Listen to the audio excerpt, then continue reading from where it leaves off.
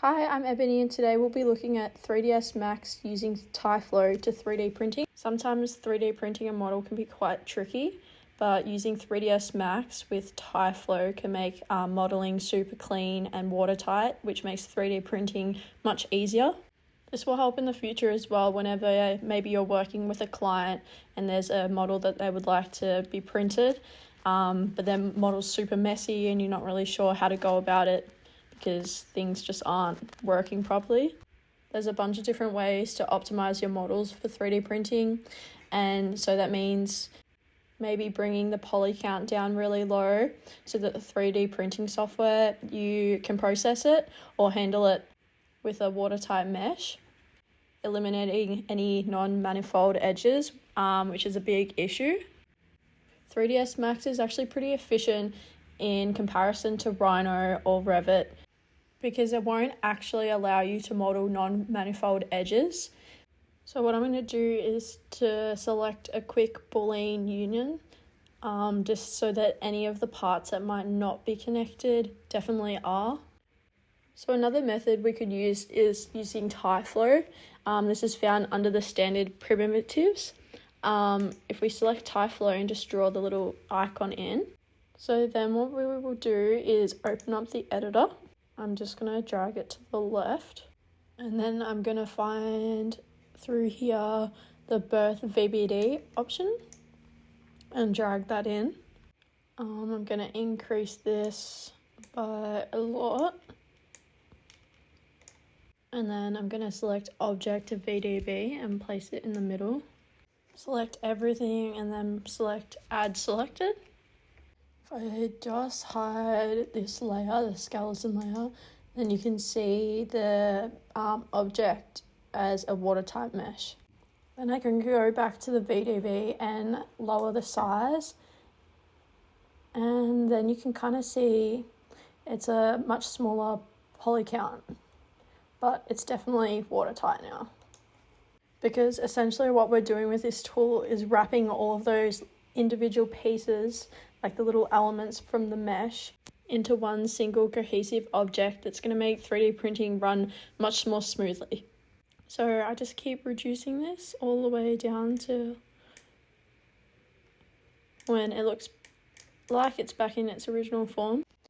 Now though, this object may be way too dense, so what we can do is start playing around with some filters.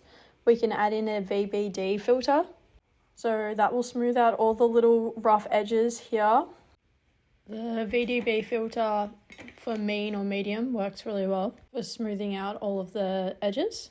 So now what I'm going to do is going to go to tools and press snapshot and single mesh, and that's going to create a mesh for us. So then I'm just going to click on the canvas and press disable flow. So now you can see the mesh that's saved there below. I'm just going to rename this new skeleton.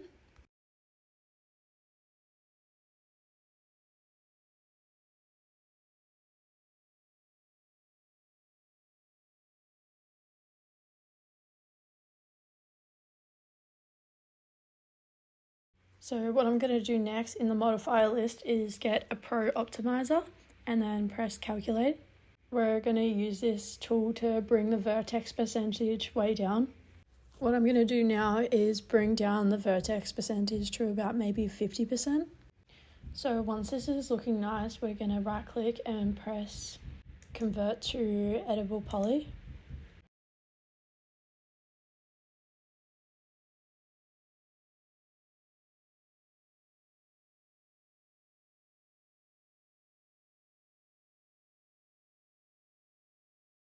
So now this is looking alright. We're going to export, and it's important to export it to a stereolithic STL file. I'm just going to name it. So for 3D printing, I use Creately.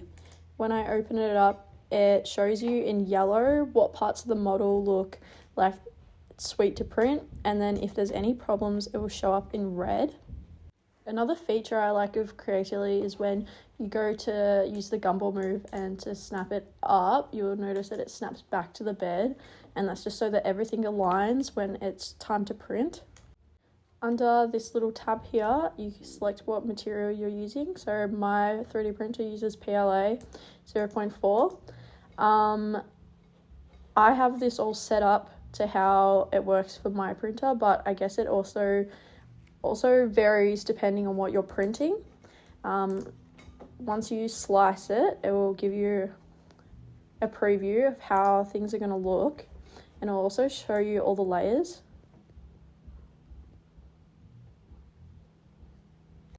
It also gives you a time frame as well. Around 6 hours for something like this is pretty normal.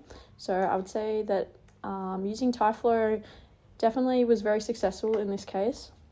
And it's something that I'm definitely going to use in the future when I feel like my 3D printing is not going how I want it to.